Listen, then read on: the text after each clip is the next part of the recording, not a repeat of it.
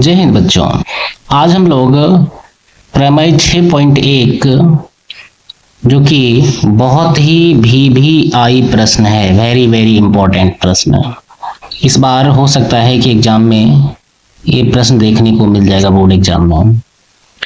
क्या है प्रमेय? यदि किसी त्रिभुज की एक भुजा के समांतर अन्य दो भुजाओं को भिन्न भिन्न बिंदुओं पर प्रतिच्छेद करने के लिए एक रेखा खींची जाए तो ये अन्य दो भुजाएं एक ही अनुपात में विभाजित हो जाती है। ठीक है, और ये है स्टेटमेंट, और इसी को हम लोग थेल्स प्रमेय के नाम से भी जानते हैं।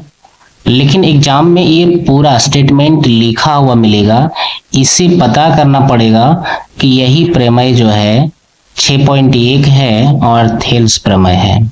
ठीक है ना। तो बोला गया है कि इसमें सिद्ध क्या करना है कि अन्य दो भुजाएं एक ही अनुपात में विभाजित हो जाती है, यानी कि AD बटे DB बराबर AE बटे EC।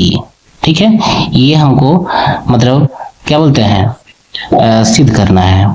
तो बोला गया है कि दो बिंदुओं पर AB को एक बिंदु D है और AC पर एक बिंदु E है, दोनों एक दूसरे को प्रतिच्छेद कर रहा है। इसको यदि हम मिला दिए हैं तो DE जो है BC का क्या है, समांतर है ना। BC और DE जो है BC का समांतर है, बताया गया है। ठीक है, तो चलिए इसको हम लोग आगे हल करते हैं। ठीक है ना। तो हल करने से पहले क्या करना पड़ेगा, इसमें हम लोग रचना करेंगे। DE से B को मिला देंगे और D से C को मिला देंगे, और एक काम और करनी है कि D से AC पर एक लंब डालेंगे इस तरह से, इसका नाम दे देंगे M, और E से AB पर लंब डालेंगे इस तरह से, और इसका नाम दे देंगे N। ठीक है, अब इसमें हम लोग लिखेंगे, अब हम लोग क्या करेंगे, इसमें दिया है लिखेंगे। ठीक है, दिया हुआ क्या है,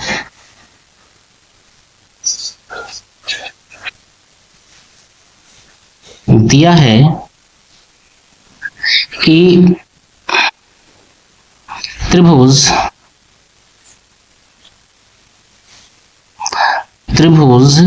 ABC में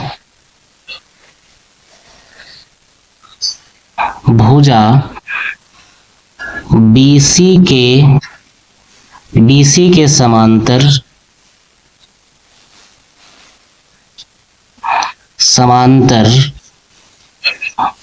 खींची गई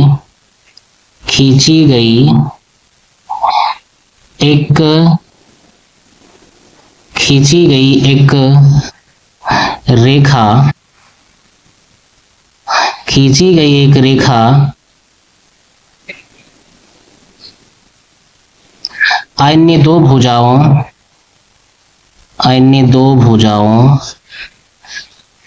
AB और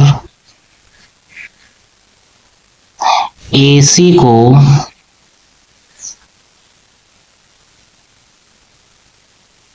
क्रमशः D और E पर काटती है।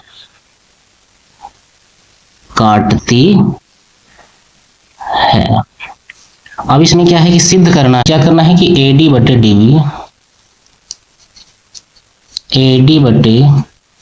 DB बराबर AE बटे EC। ठीक है, इसे ही हम लोग को प्रूफ करना है। तो चलिए, प्रूफ करने से पहले हम लोग को रचना लिखना होगा कि रचना में क्या किए हैं। रचना में हम लोग लिखेंगे कि B और C को, B को E से तथा C को D से, B को E से तथा C को D से मिलाया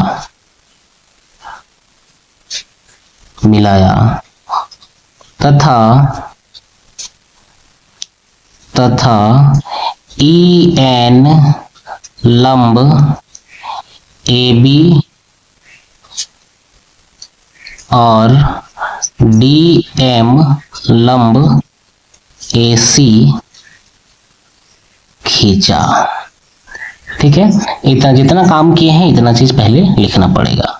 अब चलिए हम लोग इसको यहाँ से आगे अब प्रूफ में सीखेंगे कि आगे क्या करना है। तो प्रूफ हम लोग चलते हैं कि प्रूफ कैसे करेंगे। देखिए ध्यान देना है। अब इसमें हम लोग पहला त्रिभुज ले लेंगे ए डी ई। ठीक है, ए डी ई का क्षेत्रफल, उसके बाद डी बी ई का क्षेत्रफल। ठीक है, एक साइड से पहले एक साइड से हम लेंगे। ठीक है, तो प्रूफ में प्रूफ लिख सकते हैं या प्रमाण लिख सकते हैं। ठीक है ना, चलिए हम लोग प्रूफ करना स्टार्ट करते हैं कि एरिया ऑफ त्रिभुज ए डी ई बटे एरिया ऑफ त्रिभुज डी बी ई। ठीक है, अब दोनों का क्षेत्रफल क्या होता है? त्रिभुज के क्षेत्रफल 1/2 गुना, ठीक है, 1/2 गुना आधार। तो आधार क्या है? AD आधार है ना, तो AD लिखेंगे गुना, ये जब आधार है तो लंब क्या हो जाएगा? EN, तो EN हो गया इसका लंब। चलिए निश्चय वाला में क्या हो जाएगा? DBE में 1/2 गुना आधार, आधार यही है, DB आधार हो जाएगा इसका, है ना, D और B, तो आधार लिखेंगे DB गुना लंब क्या हो जाएगा? लंब यही हो जाएगा, क्योंकि इस त्रिभुज को जब आगे हम बढ़ाएंगे तो लंब यही हो जाएगा, EN लंब हो जाता है, तो यहाँ पे लिखेंगे EN। अब इसमें हम लोग क्या करेंगे कि 1/2 कट गया, EN और EN कट गया। ठीक है ना, तो बचा कितना? बचा है एरिया ऑफ त्रिभुज ADE बटे एरिया ऑफ त्रिभुज DBE बराबर AD बटे DB। इसको हम मानेंगे समीकरण 1। ठीक है, समीकरण 1। चलिए आगे बढ़ते हैं हम लोग। अब हम लोग इसी को दूसरे साइड से लिखेंगे अबर। ठीक है ना, अभी एक साइड इधर से लिए हैं, अब हम इधर से लेंगे। ठीक है, इधर से हम लोग लेंगे तो लिखेंगे पुनः एरिया ऑफ त्रिभुज AED। ठीक है, AED बटे एरिया ऑफ त्रिभुज ECD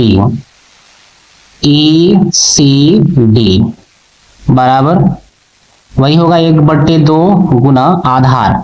आधार क्या है? AED में आधार हो जाएगा AE गुना लंब क्या हो जाएगा? DM। ठीक है, लंब हो जाएगा DM, तो यहाँ लिखेंगे हम DM। इसी तरह नीचे में भी 1/2 ECD यानी त्रिभुज ECD का क्षेत्रफल, ECD का क्षेत्रफल में EC हो जाएगा आधार, EC गुना लंब EC के आगे इसको जब बढ़ाया तो DM ही इसका भी लंब है। ठीक है, DM, यहाँ से 1/2 कट गया, DM से DM कट गया। ठीक है ना, अब चलिए हम लोग इसी प्रश्न को यानी कि नेक्स्ट पेज में हल करते हैं। इससे आगे पहले से ही यहाँ हम चित्र बना करके रखे हुए हैं। हम क्या लिखेंगे? एरिया ऑफ त्रिभुज, कौन सा त्रिभुज लिए थे? AED बटे एरिया ऑफ त्रिभुज ECD बराबर, ठीक है, बराबर क्या हो जाएगा? उधर हम काटने के बाद क्या बचा था? AE बटे EC बचा था, EC, ये हो गया समीकरण 2। ठीक है, काटने के बाद यही बचा था AE बटे EC। एक बार फिर से हम देख लेते हैं कि क्या बचा हुआ है। यहाँ पर देखेंगे AE बटे EC बचा हुआ है। ठीक है, चलिए ये हो गया समीकरण 2। ठीक है ना, समीकरण 2 हो गया है। अब इस समीकरण 2 में अब हम लोग क्या करेंगे, अब आगे थोड़ा सा हम लोग देख लेंगे कि समीकरण 2 में AED ऊपर वाले जो क्षेत्रफल है AED बटे ECD, ठीक है, और इसमें क्या है, पहला समीकरण में एरिया ऑफ त्रिभुज ADE ऊपर वाले तो मिल रहा है, लेकिन नीचे वाला जो DEB है दोनों में अलग है, ठीक है। इसके लिए हम लोग को थोड़ा सा एक स्टेटमेंट लिखना पड़ेगा, बाकी इसका सॉल्यूशन समाप्त हो जाएगा। तो स्टेटमेंट क्या लिखना पड़ेगा कि एरिया, इसीलिए लिखेंगे हम कि त्रिभुज DBE और त्रिभुज ECD एक ही आधार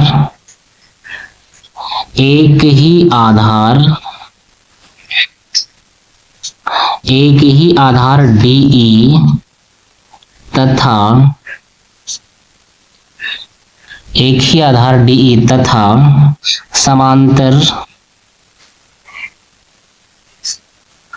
समांतर रेखाओं BC और DE के बीच बने दोनों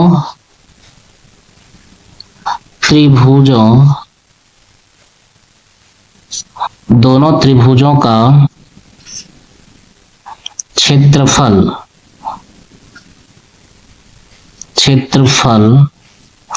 बराबर होता है, यानी कि यहां पर लिख देंगे, इसीलिए एरिया ऑफ त्रिभुज DBE, यानी इधर से DBE बराबर एरिया ऑफ त्रिभुज ECD, ये हो जाएगा समीकरण 3, ठीक है। तो ये समीकरण हो गया 3, है ना। तो समीकरण 1, 2, 3 से अब लिखेंगे समीकरण 1, 2 तथा 3 से, 1, 2, 3 से हम लोग क्या देख पा रहे हैं, ठीक है, यानी कि समीकरण 1 ये 2 है, ये 3 है, समीकरण 1 दूसरे पेज में है, जिसमें देख पा रहे हैं कि लेफ्ट हैंड साइड वाला बराबर है। जब बराबर है तो क्या हो जाएगा, समीकरण 1 में हम लोग देख लेते हैं क्या है, समीकरण 1 में AD बटे DB, और समीकरण 2 में क्या आया, AE बटे EC। तो इस तरह से यहाँ पर हम लोग लिख सकते हैं कि AD बटे DB बराबर है AE बटे EC। प्रूव्ड। चलिए, इस तरह से हम लोग पहला प्रमेय को प्रूव तो कर लिए हैं। अब हम लोग इसके बाद दूसरा प्रमेय और एक्सरसाइज पढ़ेंगे। वीडियो पे बने रहने के लिए बहुत बहुत धन्यवाद। यदि वीडियो अच्छा लगे तो चैनल को जरूर सब्सक्राइब करना। Thank you for watching this video.